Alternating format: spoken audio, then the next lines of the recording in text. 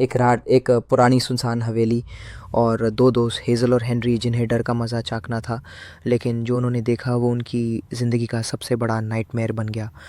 क्या हेज़ल और हेनरी वापस आए या वो हवेली इनकी आखिरी मंजिल बन गई? ये सिर्फ एक कहानी नहीं, ये उनकी हकीकत है।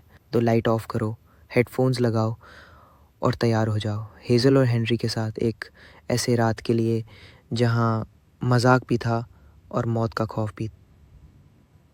हेज़ल एक इंटेलिजेंट कॉन्फिडेंट लड़की थी, हमेशा टॉप करती थी स्कूल में, लॉजिकल थी, प्रैक्टिकल थी। हेनरी उसका बेस्ट फ्रेंड था, थोड़ा पागल, फ़नी, हमेशा हंसी मजाक में लगा रहता। एक दिन हेनरी ने हेज़ल को एक हॉन्टेड हवेली की वायरल वीडियो भेजी। हेनरी ने एक्साइटेड वे में कहा, हेज़ल, लोग कहते हैं इस हवेली में रात को रूहानी चलती है।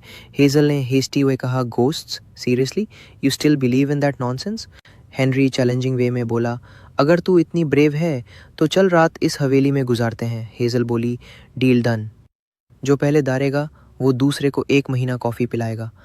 हेनरी ने कहा, चैलेंज एक्सेप्टेड। अगली रात फुल मून था। दोनों साइकिल लेके निकले, टॉर्च, फ़ोन, स्नैक्स और गोप्रो के साथ। हवेली जंगल के बीच में थी।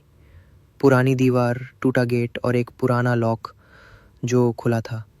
हेज़ल बोली, इतना पुराना लॉक खुद से कैसे खुला? हेनरी बोला, हो सकता है भूत ने भी अमेज़न से की मंगवा ली हो। अंदर जाते ही हवा एकदम ठंडी होगी, जैसे कोई कान में सांस ले रहा हो। टॉर्च की रोशनी में एक पेंटिंग दिखी, एक औरत जिसके आंखों से खून निकल रहा था। हेनरी ने कहा, इसको देख के मेरी मैथ टीचर याद आ गई। हेज़ल हंसी, पर उसके हाथ ठंडे पड़ गए थे। अचानक एक दरवाज़ा ज़ोर से बंद हुआ। हेज़ल बोली, Henry, that wasn't funny. Henry बोला, मुझे लगा तुमने बंद किया। हेज़ल, मैं तो यहीं हूँ। वो दरवाज़ा खोला, कुछ नहीं था। फिर एक आवाज़ आई, तुम क्यों आए? हेज़ल और हेनरी का रंग उठ गया। हेनरी बोला, ये तो कोई अलेक्सा की गोस्ट वर्जन लग रही है। Hazel, shut up and record everything. ये सब एविडेंस बनेगा। दोनों आगे बढ़ते हैं। गोप्रो चालू रखा है। एक रूम में बारे बारे शीशे लगे थे। हेज़ल का रिफ्लेक्शन उसी को घूर रहा था, बिना मूव किए। लिप्स हिल रहे थे, बिना आवाज़ के।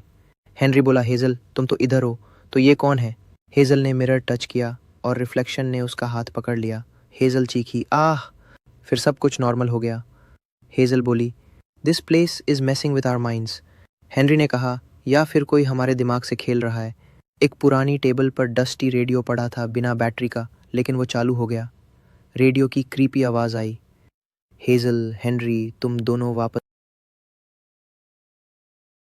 हेज़ल ने कहा, Henry, grab my hand. Silence, Henry.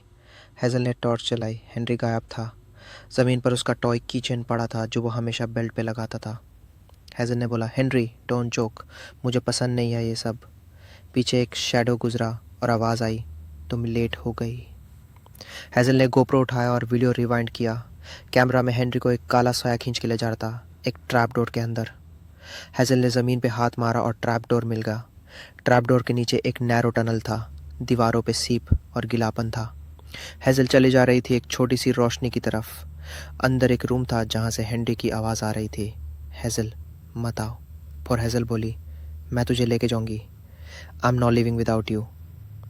तब हेज़ल ने देखा एक क्रीपी औरत, सेफ ड्रेस, खूनी आंखें और उसके हाथ में हेनरी का फ़ोन। हेज़ल ने आंखें बंद की और चीखी, लीव हिम अलोन। एक रोशनी चमकी, सब कुछ अंधेरा हो गया। फिर इसके बाद हेज़ल और हेनरी हॉस्पिटल में होश में आए। डॉक्टर ने कहा, तुम दोनों बेहोश मिले थे हवेली के बाहर। हेनरी बोला, लेकिन हम तो अंदर थे। Ghosts, tunnel, mirror. हेज़ल ने देखा उसके हाथ में अब भी गोप्रो कैमरा था। हेज़ल ने कैमरा ऑन किया, लेकिन उसमें सिर्फ एक नोट था, next time don't come alone. तो क्या हेज़ल और हेनरी हेलुसिनेट कर रहे थे या वाकई कुछ उनके साथ हुआ? और अगर कैमरा ने कुछ रिकॉर्ड नहीं किया तो वो नोट कैसे था?